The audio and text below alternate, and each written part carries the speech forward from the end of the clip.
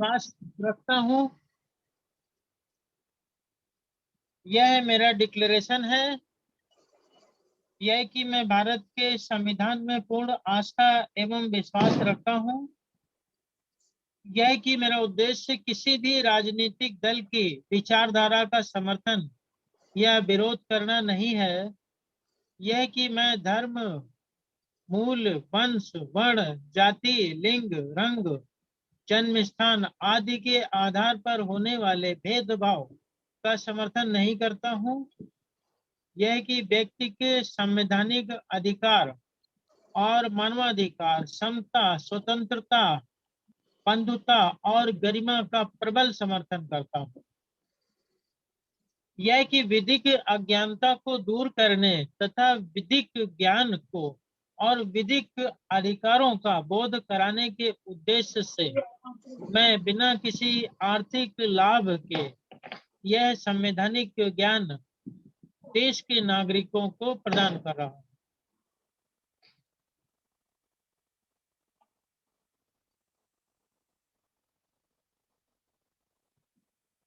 राष्ट्रीय बौद्ध महासभा के संस्थापक माननीय धर्म प्रकाश भारती बौद्ध जी, पूर्व एमएलसी, विधान परिषद उत्तर प्रदेश सरकार, एवं आज के इस वेबिनार की अध्यक्षता कर रहे हैं।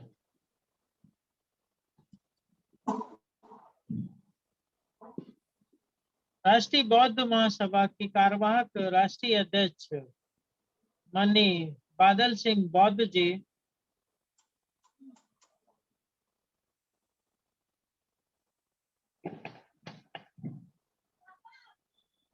और जैसे कि प्रस्तावित है, आज के इस वेबिनार की अध्यक्षता कर रहे हैं माननीय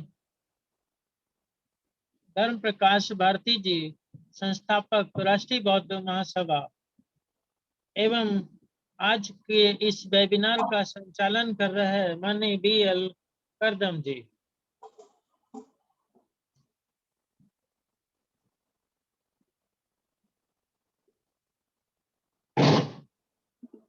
भारत वर्ष में संविधान के आगमन के पश्चात संविधान को पढ़ने का काम, संविधान को समझने का काम आज देश के नागरिक बहुत ही उत्साह के साथ कर रहे हैं। तो एक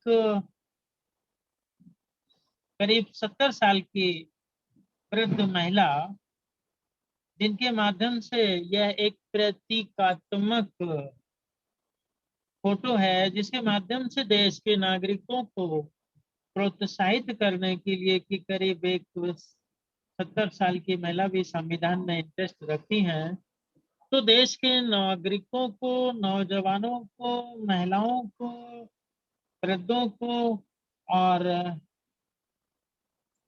अन्य साथियों को भी संविधान को अधिक से अधिक पढ़ने का प्रयास करने के उद्देश्य से, समझने का उद्देश्य से और समझाने के उद्देश्य से ये राष्ट्रीय बौद्ध महासभा पूरे भारत के नागरिकों के लिए निशुल्क संवैधानिक वेबिनार का आयोजन करती है, ताकि देश के नागरिकों को उनके अधिकार और उनके कर्तव्यों का बोध कराया जा सके और भारत के अंदर कानून का राज स्थापित किया जा सके। कानून का राज तो 26 नवंबर 1949 को जब बाबा साहब ने भारत का संविधान बना करके भारत की संविधान सभा को सौंपा, तो उसी समय कानून का राज, एक तरफ कानून का राज इस्टेब्लिश हो गया, स्थापित हो गया, दूसरी तरफ रूढ़वादी व्यवस्थाएं, असमानता वाली व्यवस्थाएं समाज के अंदर व्याप्त थी। तो जहां संवैधानिक उपबंधों के द्वारा कानून का राज स्टैब्लिश करने के उद्देश्य से संविधान सभा ने संविधान को लागू किया, लेकिन भारत के नागरिकों के मन मस्तिष्क के अंदर बहुत सारी रूढ़ी, बहुत सारी प्रथाएं, अनटचेबिलिटी, असमानता, भेदभाव जैसी व्यवस्थाएं जो है मस्तिष्क के अंदर जड़, जिनके होने के कारण जो है भारत में संवैधानिक प्रावधानों का, कानून के राज का वास्तविक रूप से क्रियान्वयन किया जाना संभव नहीं है। भारत के संविधान के अंदर अनुच्छेद 13 में साफ साफ लिखा हुआ है कि इस संविधान के लागू होने से ठीक पहले भारत में चली आ रही, यानी भारत में प्रवृत्त वो समस्त विधियां जो इस संविधान के लागू होने से पहले थी और भारत के संविधान के भाग 3 में दिए गए अधिकारों के विरुद्ध हैं, वो शून्य होगी। उनका स्टेटस संविधान के आने के बाद 0 हो गया। तो भारत के संविधान ने उनका स्टेटस 0 कर दिया, परंतु समाज ने तो नहीं किया। समाज में तो वो कुरीतियां, वो असंवैधानिक विधियां, वो रीति रिवाज लगातार चलते चले आ रहे।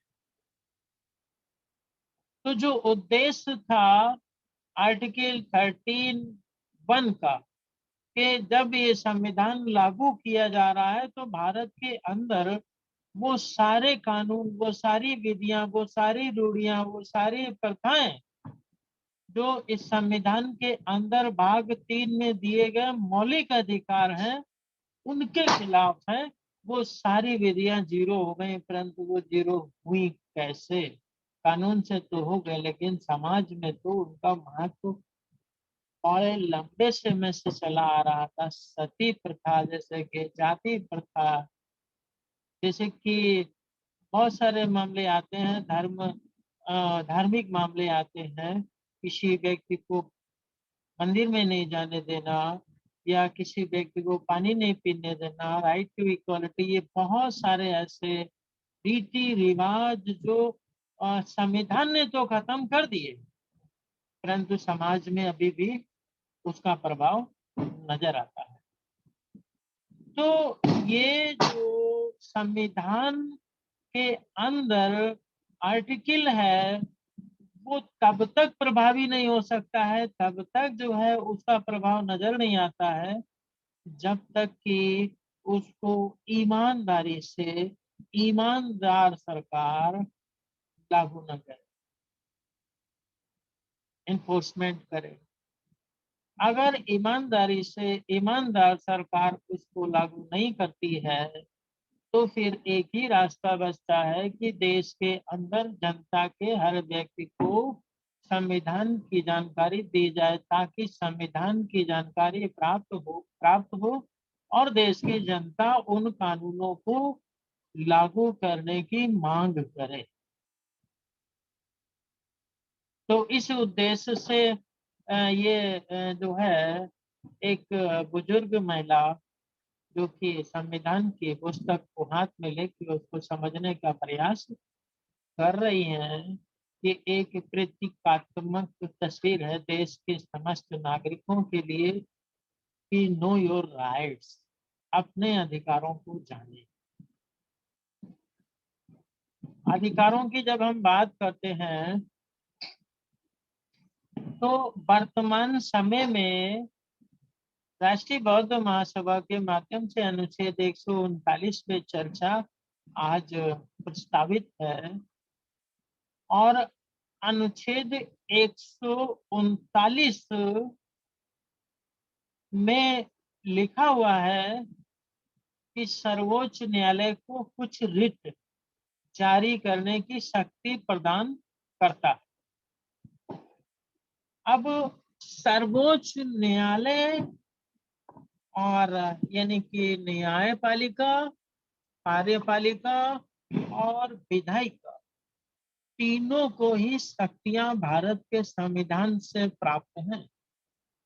अगर ये आर्टिकल 139 हटा दिया जाए तो सुप्रीम कोर्ट कोई भी रिट नहीं निकाल सकता। उसे जो रिट निकालने की शक्ति प्राप्त है वह अनुच्छेद 139 के माध्यम से प्राप्त है। अब हम लोग थोड़ा सा रिटों को समझते हैं कि ये रिट होती क्या है, याचिका क्या होती है।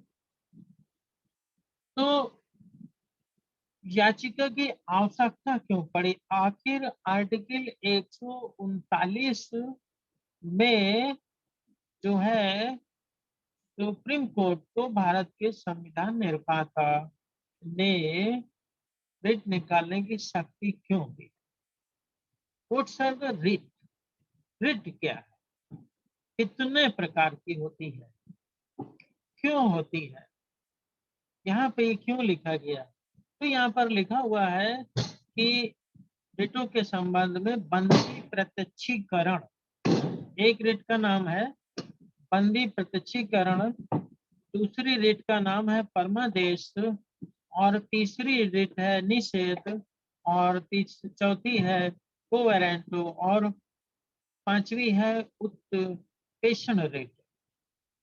तो इसको हम आपको विस्तार से समझाते हैं।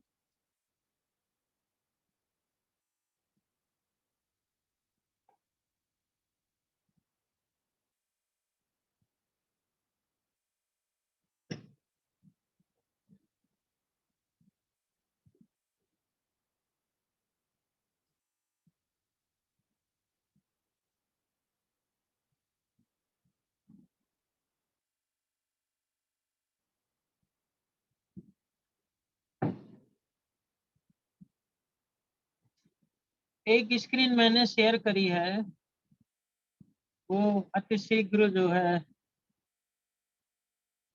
सामने आएगी।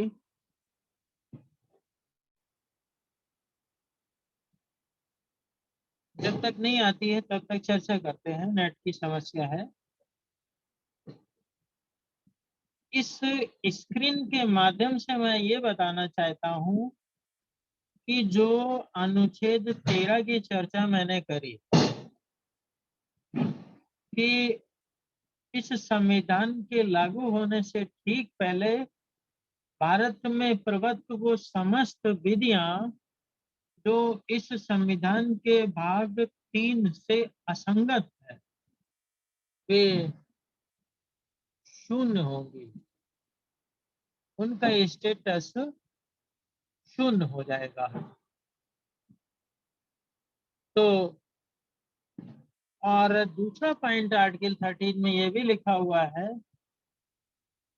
कि ये पहला तो ये हो गया कि ऐसा समझ लीजिए जब भारत का संविधान लागू हुआ तो उस समय जो है उस से पूर्व हजारों साल पहले जितने भी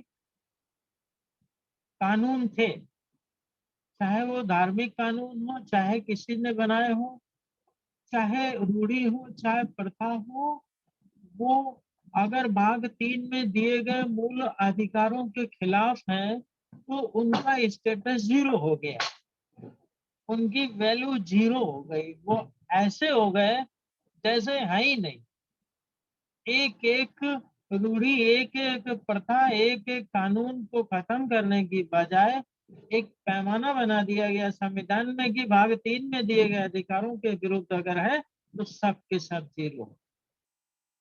अब भाग 3 का प्रोटेक्शन दूसरे तरीके से भी संविधान ने किया है। वो कैसे किया है कि आर्टिकल 13 में यह भी लिखा हुआ है कि राज्य कोई ऐसी विधि नहीं बनाएगा, राज्य कोई ऐसी विधि नहीं बनाएगा जो भारत के संविधान में दिए गए मूल अधिकारों से के अधिकारों के जो अधिकार दिए गए हैं उनको छीनती हो या न्यून करती हो। तो ये बात भी जो है संविधान के आर्टिकल 13 में जो है लिख दी गई। ये जो लिखी गई इसका क्या प्रभाव है, इसका क्या मामला है? इसका प्रभाव ये है सीधा सीधा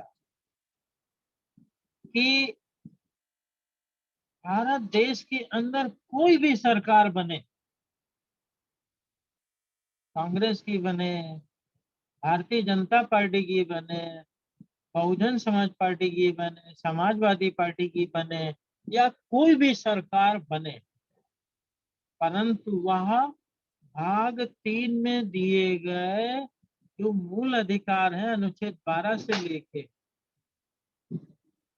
ये जो है 35 तक, उनको ना ही कम कर सकती है, उन अधिकारों को ना ही कम कर सकती है और ना ही उन अधिकारों को मिटा सकती है।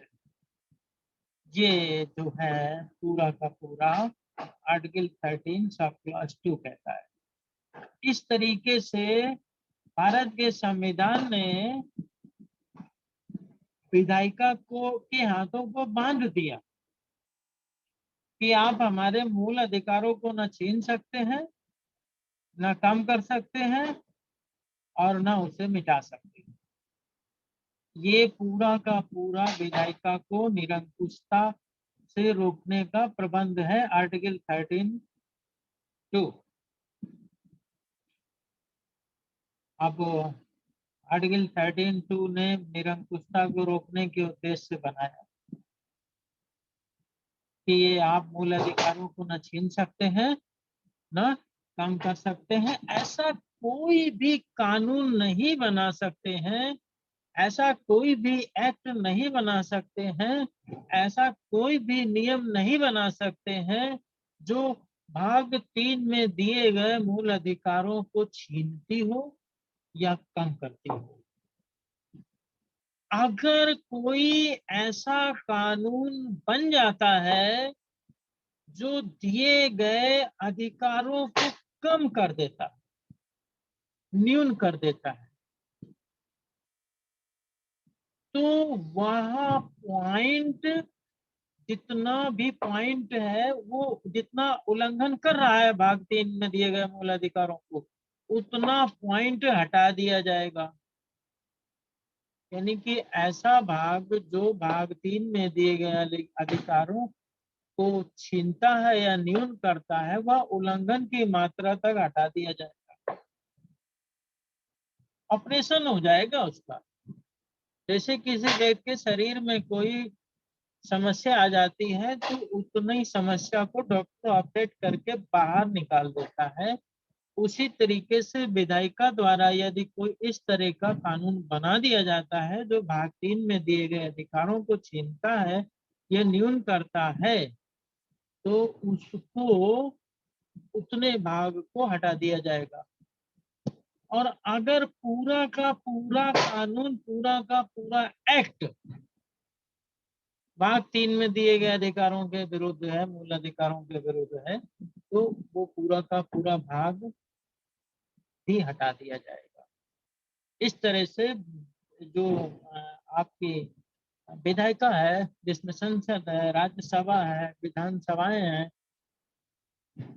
ये जो विधि का निर्माण करने वाले ऑर्गेनाइजेशन हैं, उन सबको निरंकुश बनाया गया है, ताकि उन पर अंकुश बनाया गया है, अंकुश लगाया गया है ताकि वो इस पैमाने के अंतर्गत कानून बनाए।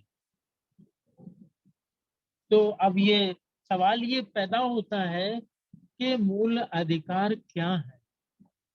आखिर पार्लियामेंट के लिए ऐसा कौन सा पैमाना तय किया गया है कि आप इधर छेड़छाड़ मत करिए, ये बेसिक स्ट्रक्चर है। तो मूल अधिकारों में मैंने जो है इसको एक स्लाइड्स के माध्यम से आप लोग के सामने रखा है। नंबर 1 समानता का अधिकार, जिसे राइट टू इक्वालिटी कहते हैं। कानून बनाते समय विधायिका को यह ध्यान रखना है कि वह सभी व्यक्तियों के लिए समान हो। ऐसा कोई कानून नहीं बनाया जा सकता है कि उसमें से किसी वर्ग, किसी जाति, किसी धर्म के लोगों के को उसका लाभ ना मिले, वो इक्वलिटी वहां पर ना हो। इक्वलिटी से आशय है कि जो है the state shall not deny any person to equality before law और equal protection of law within territory of India. भारत के संविधान के अनुच्छेद 14 में समानता की बात कही गई है। समानता से आशय है कि किसी भी मतलब जो राज्य है, राज्य की नजर में हर व्यक्ति समान है। राज्य की नजर में हर व्यक्ति समान है और राज्य सभी व्यक्तियों को समान रूप से संरक्षण प्रदान करेगा।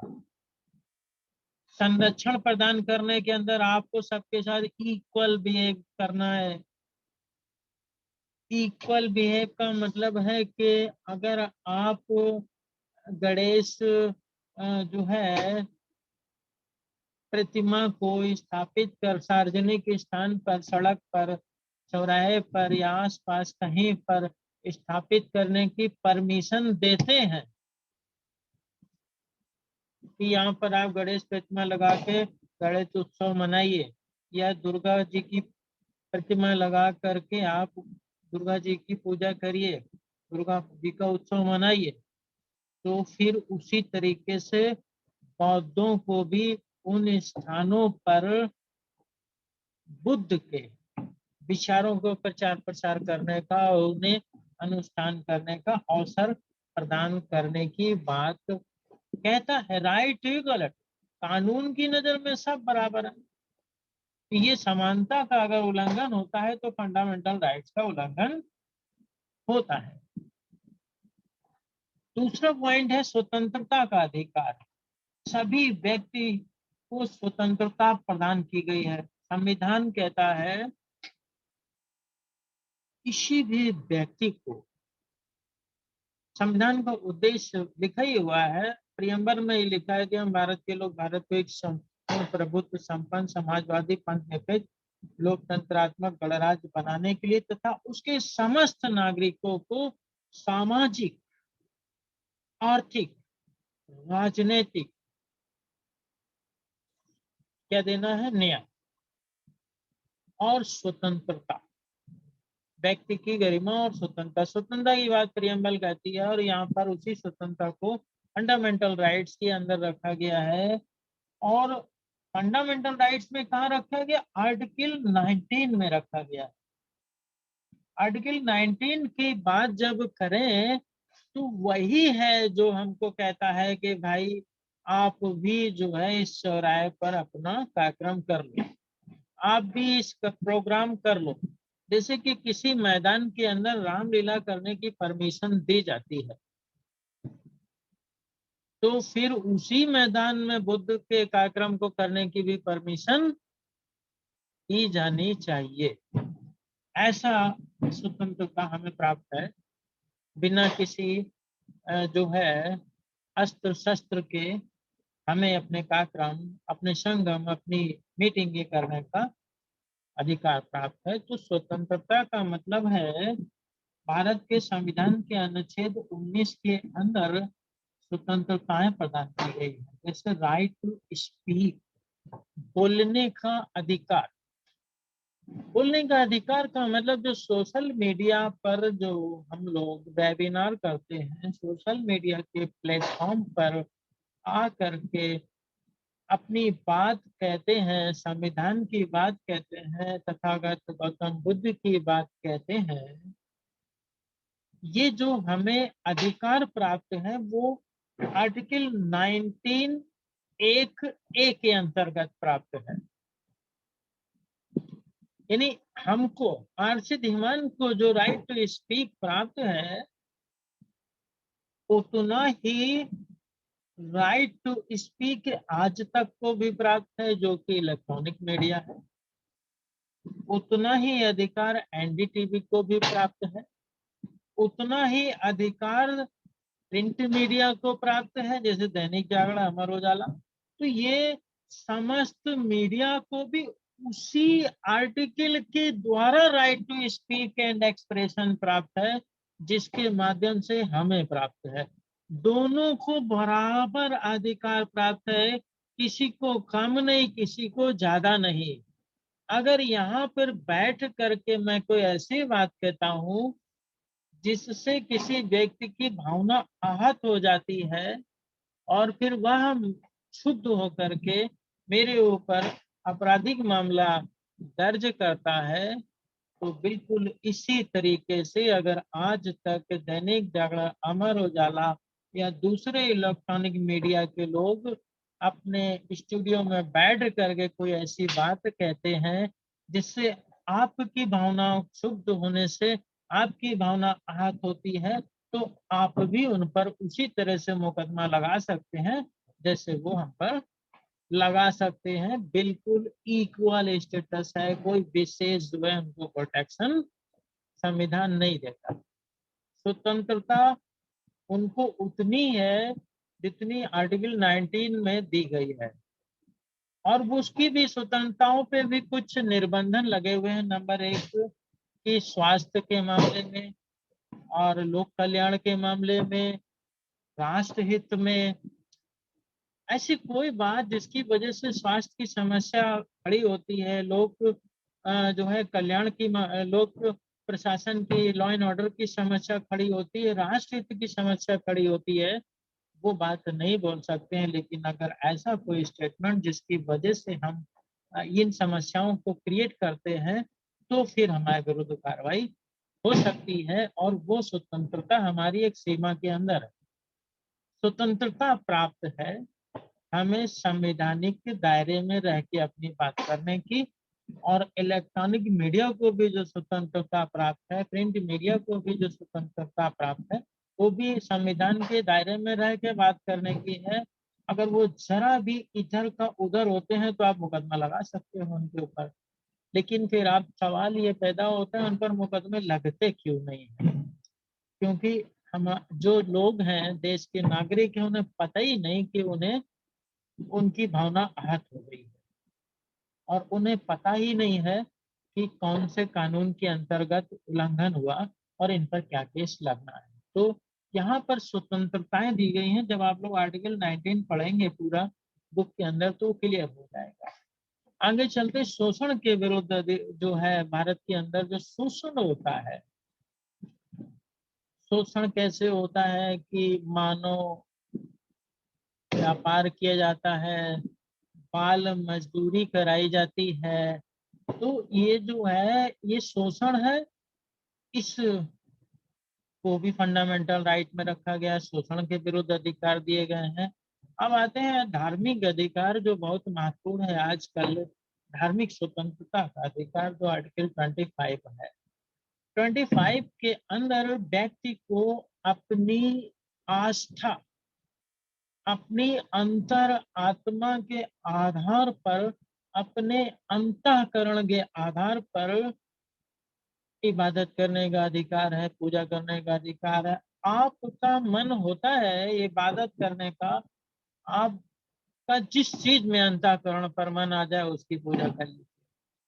आपका बुद्ध पे आता है बुद्ध पे कर लीजिए, किसी अन्य पे आता है अन्य पे कर लीजिए। यही वो आर्टिकल है जिसके माध्यम से प्रत्येक व्यक्ति को अपने अंतःकरण के आधार पर पूजा पाठ करने का, अनुष्ठान करने का अधिकार प्राप्त है। इसी आर्टिकल के अंतर इसी के अंतर्गत जो है ये जो संस्थाएं हैं उन्हें भी धर्म का प्रचार प्रसार करने का अधिकार प्रदान किया। यानी व्यक्ति का अंतःकरण के आधार पे आचरण, धार्मिक आचरण, और संस्थाओं का धार्मिक आचरण। तो जो राष्ट्रीय बौद्ध महासभा है जो धार्मिक आचरण करती है, बुद्ध का प्रचार प्रसार करती है, तथागत गौतम बुद्ध के विचारों को फैलाती है, वो आर्टिकल ये जो है 25 श्रेणी में आता है, धार्मिक स्वतंत्रता का अधिकार आता है। जो अभी 22 प्रतिज्ञाओं की बात पूरे देश के अंदर चल रही है, वह अधिकार भी जो है हमें इसी फंडामेंटल राइट्स के अंतर्गत प्राप्त। तो कोई व्यक्ति अपने अंतःकरण के आधार पर किसी धर्म को पसंद कर सकता है और उसका अनुसरण कर सकता है और उसमें दिए गए फॉर्मेट के अनुसार अपना जीवन यापन कर सकता है। तो 22 प्रतिज्ञाएं संविधान विरोधी नहीं है और वह अविधिक भी नहीं है, वह तर्कसंगत है। उसकी तार्किकता है, उसकी तार्किकता यह है कि जब कोई व्यक्ति किसी धार्मिक स्थल में जाता है पूजा करने के लिए और उस धार्मिक स्थल में उसको मार पीट के बाहर फेंक दिया जाता है, तो उस धार्मिक स्थल में बैठा हुआ ईश्वर, जिसका जो भी नाम हो, वह भी उतना ही दोषी है जितना उस धार्मिक स्थल पर पूजा पाठ कराने वाला व्यक्ति दोषी है। तो दोषी व्यक्ति तो ईश्वर भी दोषी है, क्योंकि उसकी उपस्थिति में उसके जो है सबसे खास जो है पूजा पाठ कराने वाले व्यक्ति ने दूसरे भक्त को मार पीट के भगा दिया कि you are not allowed in this temple. तो दोनों ही रिस्पॉन्सिबल हैं, ईश्वर सबसे ज्यादा रिस्पॉन्सिबल है और उसके बाद जो है उसका भक्त जो वहां पे पूजा पाठ करा रहा वो भी रिस्पॉन्सिबल है। तो 22 प्रतिज्ञाएं लेते समय हम दोनों को उसका क्रेडिट दे सकते हैं कि भाई उनको नहीं मानेंगे। क्यों नहीं मानेंगे? क्योंकि उन्होंने हमारी हिफाजत नहीं की। हमारे हाथ टूटे, हमारे पैर टूटे, हमारा सर टूटा, टेम्पल के ठीक सामने वो अपनी स्थान पे बैठे रहे, वो हिले नहीं, वो डोले नहीं, उन्होंने प्रोटेक्शन नहीं किया, तो हम उनको नहीं मानेंगे। हम तो इसलिए ये जो 22 प्रतिज्ञाओं की सार्थकता है, दोनों दोनों दोषी हैं, ईश्वर और उसका अनुयायी। अगर किसी भक्त के सामने ऐसा बिहेव किया जाता हो कि वह भक्त आ करके बौद्ध धर्म ग्रहण करता है और 22 प्रतिज्ञा लेता है, तो फिर जो है वो उस पर कोई भी असंवैधानिक बात नहीं होती। दूसरी बात, कोई धर्म का ईश्वर अनटचेबिलिटी के व्यवहार को परमिशन देता है।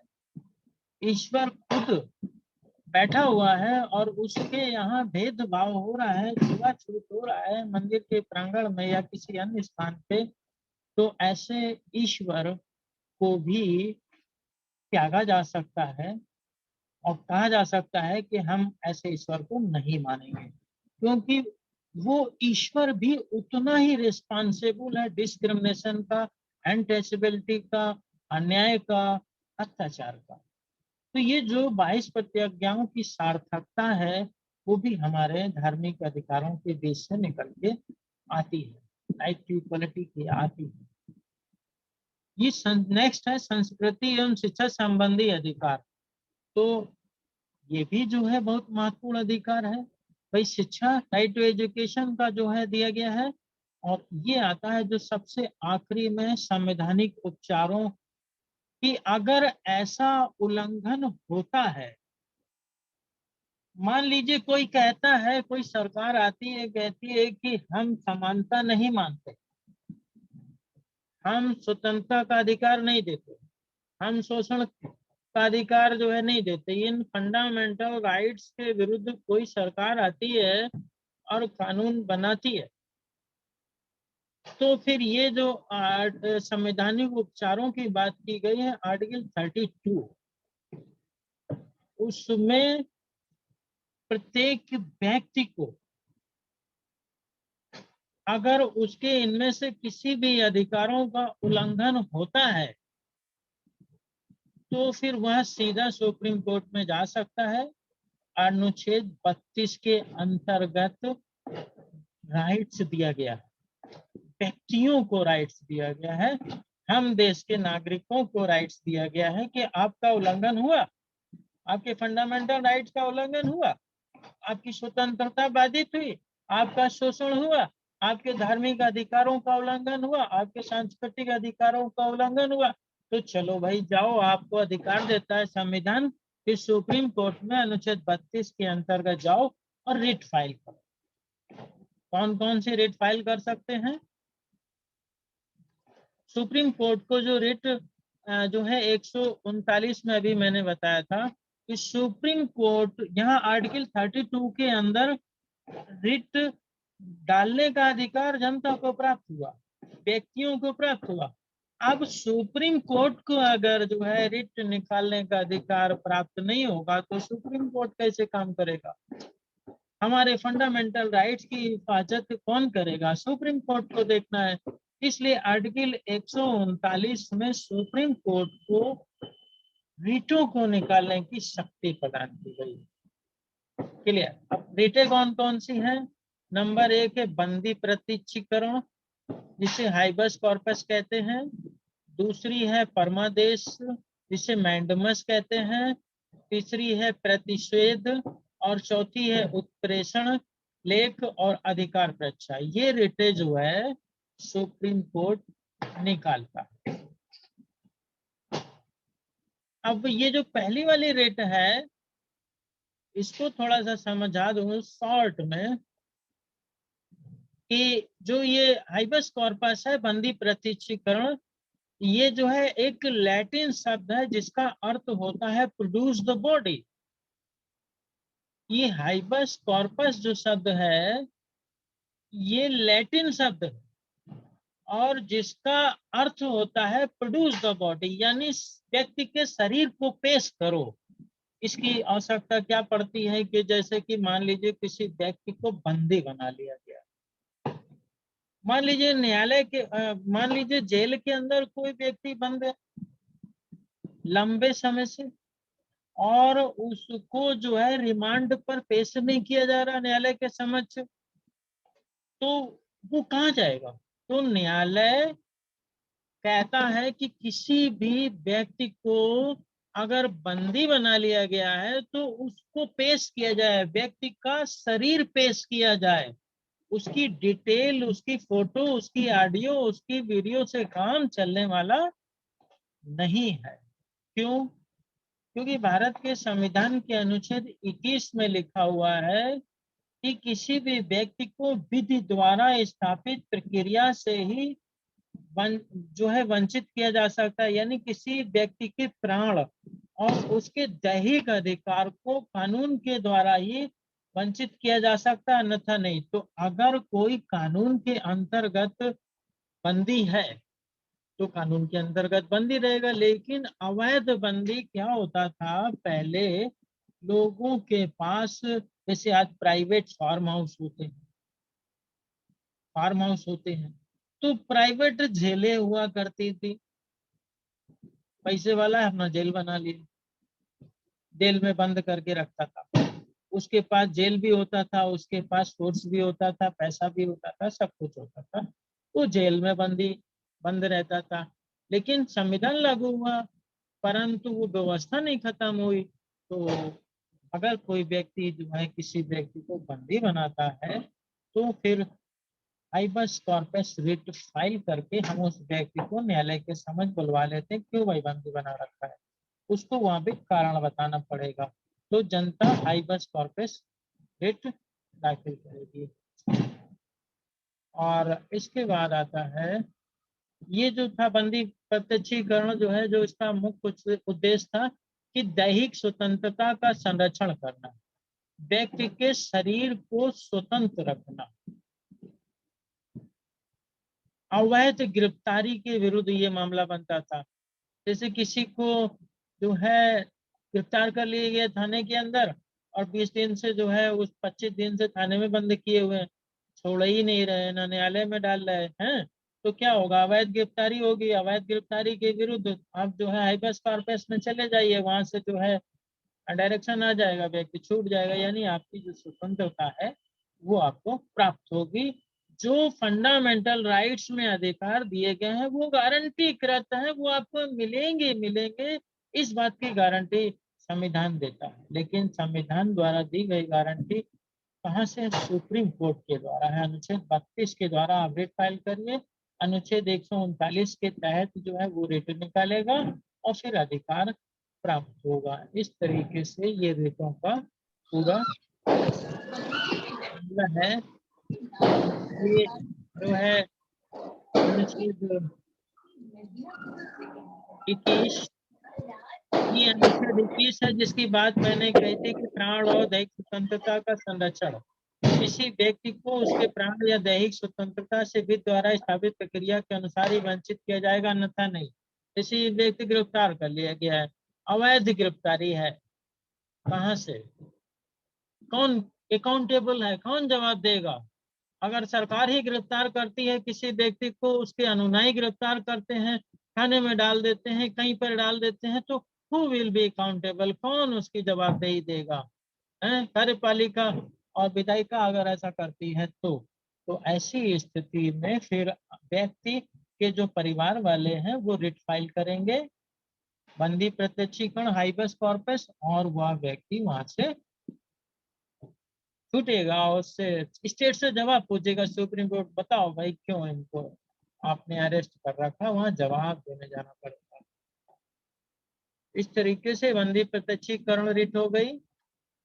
और इसके अलावा जो है परमादेश रिट जो है वह भी जो है एक ऐसी रिट है जिसमें कोई व्यक्ति किसी कुर्सी पे बैठ गया।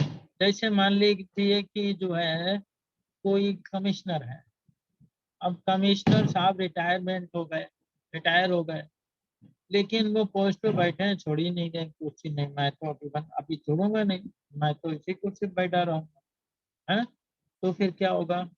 तो फिर परमादेश मतलब आदेश देता हूँ कि आप किस अधिकार से इस पे बैठे।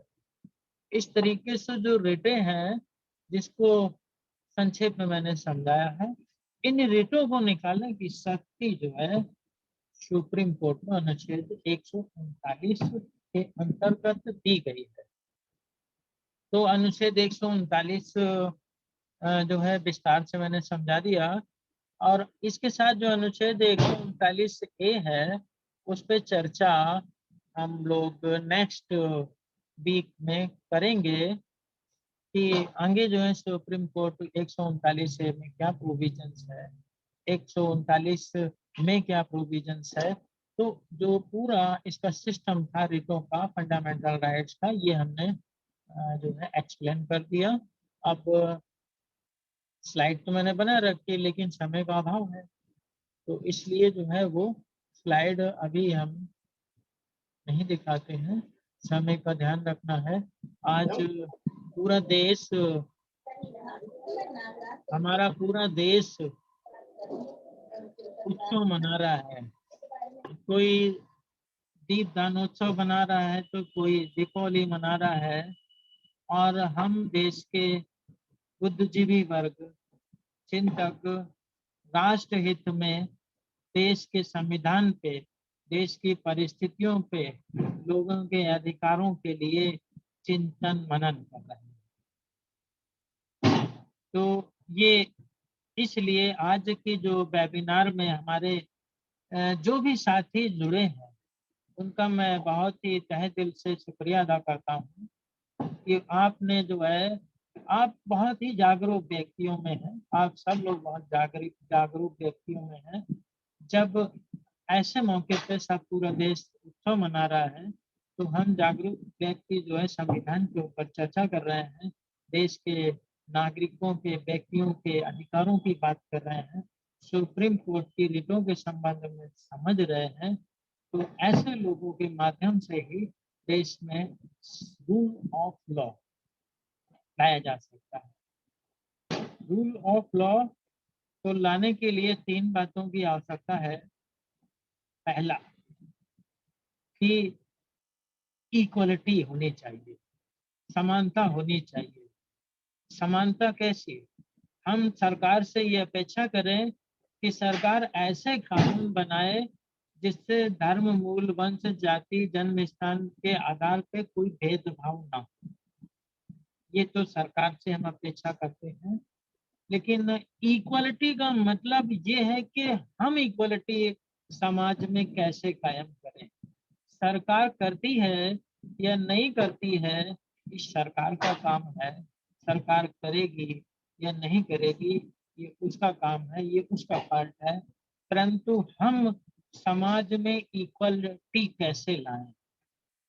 तो हमें समाज में इक्वलिटी लाने के लिए सबसे सबसे पहला काम ये करना होगा कि जो लिंगी आधार पे भेदभाव है, स्त्री पुरुष के बीच में भेदभाव है, पहले हम उसको दूर करें। लिंग के आधार पे, यानी जो भेदभाव है, स्त्री पुरुष का भेदभाव है, बालक बालिका का भेदभाव है, एक ही परिवार के अंदर दोहरा मापदंड जो है हम हटा दें और समान व्यवहार करें, चाहे लड़की हो और चाहे लड़का। तो राइट टू इक्वलिटी सिर्फ संविधान के द्वारा जो है सरकार से अपेक्षा नहीं की जाती है कि state shall not deny any person to equality before law और equal protection of law within criteria of India. राज्य किसी व्यक्ति को विधि की समता या विधियों के समान संरक्षण से वंचित नहीं किया रहेगा। ये सिर्फ राज्य के लिए नहीं, ये हर एक व्यक्ति के लिए है, जो पुरुष है या स्त्री है, उसको जो सेक्स के आधार पर डिस्क्रिमिनेशन होता है, उसको अपने परिवार से दूर करना है, अपने समाज से दूर करना है, इक्वलिटी लानी है। दूसरी बात, संवैधानिक बात, कि किसी भी देश में कानून का राज तब कामयाब होता है जब सरकार सभी के साथ समान आचरण करे। जहाँ हमारा दायित्व है कि हम थोड़ी चमार भंगी पासी यही गरड़िया तेरी तमौली जैसी जो जातियां हैं, उसको भूल करके, उसको हटा करके, उसको समाप्त करके मानव मानव के आधार पर मानवता के लिए सभी के साथ समान व्यवहार करें।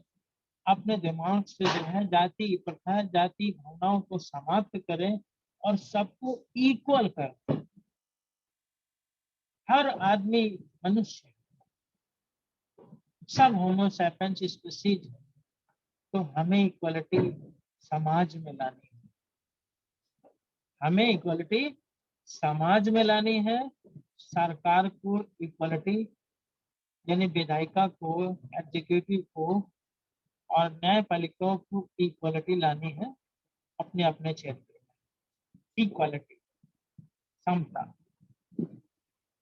और दूसरी बात, रूल ऑफ लॉ के लिए जरूरी है, अगर हम जो है संविधान को समझते हैं और उसका पालन करते हैं, कानून को समझते हैं, कानून का पालन करते हैं, अंतःकरण के आधार पे, जैसे हम धर्म का पालन करते हैं।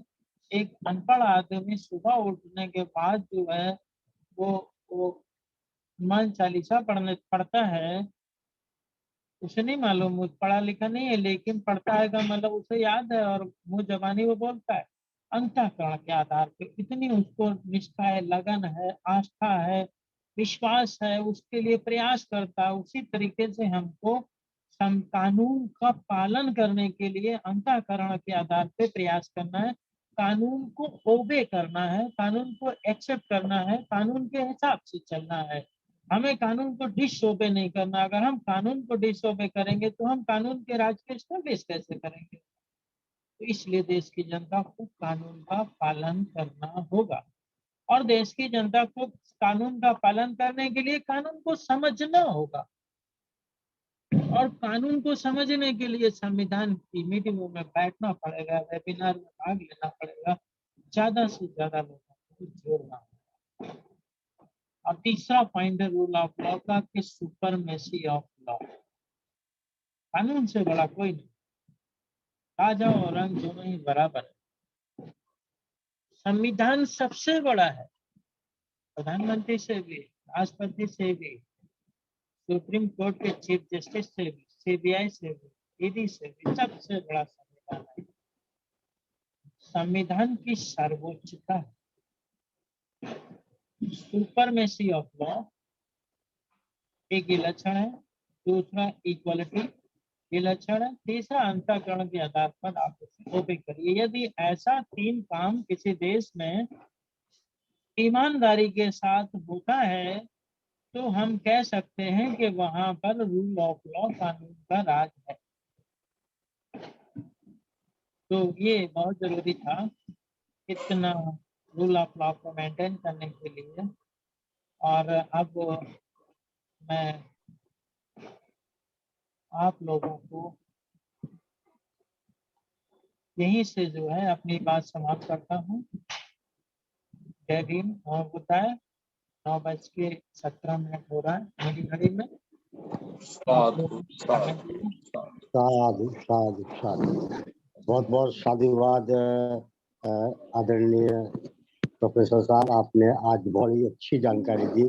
139 के तहत आपने जिस प्रकार से मौलिक अधिकारों का जो वर्णन किया है, समानता, शुद्धता, शोषण के विरुद्ध अधिकार, धार्मिक शुद्धता, संस्कृति और शिक्षा और संवैधानिक उपचारों के अधिकारों का आपने विस्तृत वर्णन किया है। हालांकि पहले ये हो चुका है, फिर भी जो है आज जानकारी के लिए 139 के तहत जो है जो हमें जो अधिकार प्राप्त हैं या हम इनके खिलाफ जो है कोर्ट में जा सकते हैं जो हमारे मौलिक अधिकारों का हनन करता है। और तो हमें भी अनुच्छेद 32 के तहत ये अधिकार प्राप्त है कि हम अपने मौलिक अधिकार को प्राप्त करने के लिए सर्वोच्च न्यायालय में रिट दायर कर सकते हैं। तो आज की जानकारी के लिए बहुत बहुत साधुवाद। आपने बहुत ही अच्छी सटीक जानकारी दी है। हमें जो अधिकार, ये विशेषकर हर व्यक्ति को अपने मौलिक अधिकारों की जानकारी होना चाहिए कि कौन से समानता का अधिकार जैसे 14 से 18 तक आते हैं, स्वतंत्रता अधिकार 19 से 22 तक है, और शोषण के अधिकार जो है 23 से लगाकर 23 और 24 में हमें दिए गए हैं। धार्मिक स्वतंत्रता का अधिकार जो है 25 और 28 के बीच में हमें प्राप्त है। शिक्षा और संस्कृति का अधिकार जो है 29 से 31 तक हमें प्राप्त है। और इसी प्रकार से यदि इनका कोई हनन करता है तो अनुच्छेद 32 के तहत हमें रिट दायर करने का अधिकार। बहुत अच्छी जानकारी के लिए आपको बहुत बहुत साधुवाद। अब आज के इसी कार्यक्रम के लिए मैं आज के अध्यक्षता कर रहे आज के बॉड साहब हमारे बीच में शायद नहीं है, तो मैं आदरणीय हमारे अध्यक्ष संस्थापक महोदय से अनुरोध करूंगा कि वो आज अपनी बात रखें। आदरणीय संस्थापक महोदय। जी धन्यवाद माननीय संचालक जी। बहुत बहुत आभार व्यक्त करना चाहता हूं अपने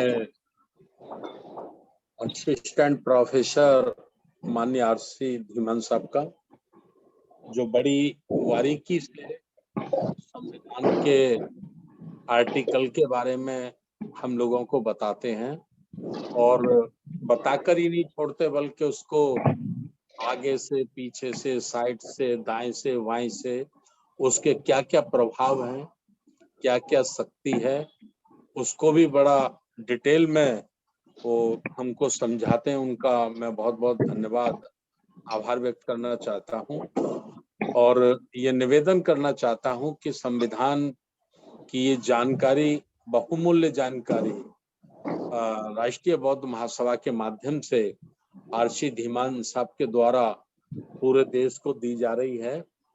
लेकिन जितने साथियों को ये ज्ञान हासिल करना चाहिए, ये जानकारी जितने साथियों को हासिल करनी चाहिए, हम लोग उतना प्रबंध नहीं कर पा रहे हैं, उतने लोग नहीं जोड़ पा रहे हैं। ये हम लोगों की एक बहुत बड़ी कमजोरी है।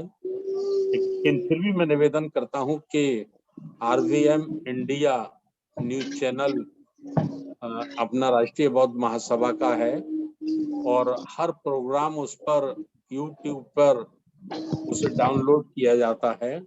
ठीक इसी प्रकार से आरसी धीमान साहब का भी प्रत्येक सोमवार को जो संविधान वाचन होता है उसको भी डाउनलोड किया जाता है। तो हम लोग ज्यादा से ज्यादा उसको सब्सक्राइब करें, उसको सुनें और लोगों तक शेयर करें। वीडियो के माध्यम से भी हमारे राष्ट्रीय कार्यकारी अध्यक्ष जी माननीय बादल सिंह साहब बनाकर उसको व्हाट्सएप पर डालते हैं। तो ये काम भी हम ज्यादा से ज्यादा करें कि उसको जितना हो सके फेसबुक पर, व्हाट्सएप पर और यूट्यूब पर हम उसको ज्यादा से ज्यादा उसको हम शेयर करें, लोगों तक पहुंचाएं, जिससे विशेष जानकारी संविधान की उनको हो सके। आज जो आर्टिकल 139 का जो आज आरसी धीमान साहब बताए हैं, बड़ा डिटेल में बताए हैं, और मैं समझता हूं कि ये प्रत्येक नागरिक को इसकी जरूरत पड़ती है। वंदे कानून के बारे में जो उन्होंने बताया, रिट दायर की जाती है, जिससे हम लोग रिट की भाषा में नहीं ज्यादा जानते, हम उससे जमानत की भाषा में ज्यादा जानते हैं। जब पुलिस किसी को बंद कर देती है, निर्दोष बंद कर देती है, तो हमारे वकील लोग कहते हैं कि हमारा आदमी निर्दोष पुलिस ने जेल में भेजा है, हम उसको कोर्ट से तत्काल छुड़ा देंगे। तो यही अधिकार उसे संविधान देता है, जो आज बड़े डीपली तरह से हमारे आरसी धीमान साहब ने हमको बताया। तो उनका बहुत बहुत धन्यवाद। और निवेदन है कि कल सुबह 10 बजे से हम लोग फिर वेबिनार पे जुड़ेंगे। तो मैं ज्यादा से ज्यादा साथियों से अपील करना चाहता हूँ कि कल हम लोग जुड़ें, और लुम्बिनी जो कार्यक्रम हुआ है हमारा 15वां राष्ट्रीय 5 दिवसीय अधिवेशन, उसकी समीक्षा भी करेंगे, और आगे हम लोगों को क्या काम करना है उस पर भी हम लोग चर्चा करेंगे। तो ये निवेदन करके कि कल भी ज्यादा से ज्यादा साथी लोग जुड़ें, ऐसा मैं निवेदन करता हूं। और देश भर से आज, जैसा हमारे प्रोफेसर साहब ने कहा था कि लोग दीपावली की धूम में झूमे हुए हैं, हमारे घर के बाहर भी बहुत तेज तेज बम पटाखों की आवाज आ रही है। तो इस धूम को छोड़कर भी और इस एंजॉय को छोड़कर भी जो 30-35 साथी संविधान की चर्चा में जिन्होंने भाग लिया है, मैं उनका भी बहुत बहुत आभार व्यक्त करता हूं। और कह सकते हैं हम कि ये लोग जागरूक लोग हैं, और निश्चित रूप से अपने देश को अखंड बनाने के लिए, मजबूत बनाने के लिए संविधान के एक एक बिंदु की, एक एक अनुच्छेद की जानकारी हासिल करने के लिए और ये जानकारी लोगों को देने के उद्देश्य से हम लोग आज ये बम पटाखे, दीपावली, दीपोदान सबको छोड़कर वेबिनार में जुड़े हैं। तो सभी का बहुत बहुत आभार। और कल सुबह 10 बजे आप लोग ज्यादा से ज्यादा जुड़ें, ये निवेदन करते हुए उन्हें एक बार वीएल कदम साहब का बहुत बहुत आभार। उन्होंने बहुत अच्छा संचालन किया। और आरसी धीमान साहब को उन्हें एक बार बधाई, आभार। ऐसे ही वो हमारा मार्गदर्शन करते रहें, संविधान की जानकारी ज्यादा से ज्यादा लोगों तक पहुंचाते रहें। ये निवेदन करते हुए मैं अपनी वाणी को यहीं समाप्त करता हूँ। नमो बुद्धाय, जय भीम। बहुत बहुत साधुवाद, बहुत बहुत साधुवाद। समय को ध्यान में रखते हुए मैं चाहूंगा कि अब समय को सभ्य सत्ता के माध्यम से कार्यक्रम को समापन की ओर ले जाने के लिए सभी लोग हाथ जोड़ लें, और सभी लोग सभ्य सत्ता के माध्यम से समापन करते हैं। सभी लोग हाथ जोड़ लेंगे, मन को शांत करेंगे, और सभी लोग हाथ जोड़कर सभ्य सत्ता के कार्यक्रम को समापन करते हैं। सभ्य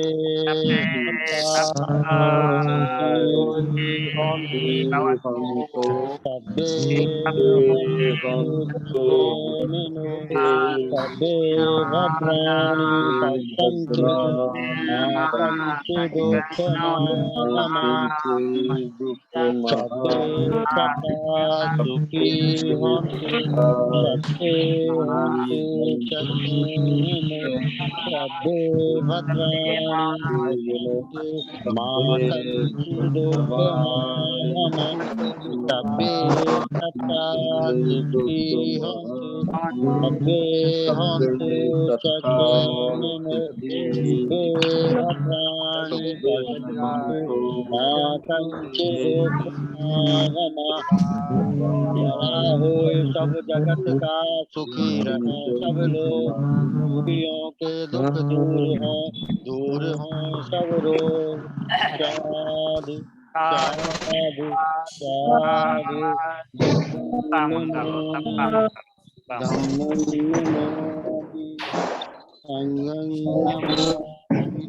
बहुत बहुत साधुवाद सभी को जुड़ने के लिए। और कल सभी लोग जो है 10 बजे राष्ट्रीय वेबिनार में उपस्थित हों, ऐसे अनुरोध के साथ में आज के आज के वेबिनार की विधिवत समापन की घोषणा की जाती है। नमो बुद्धाय, जय भीम। जय भीम।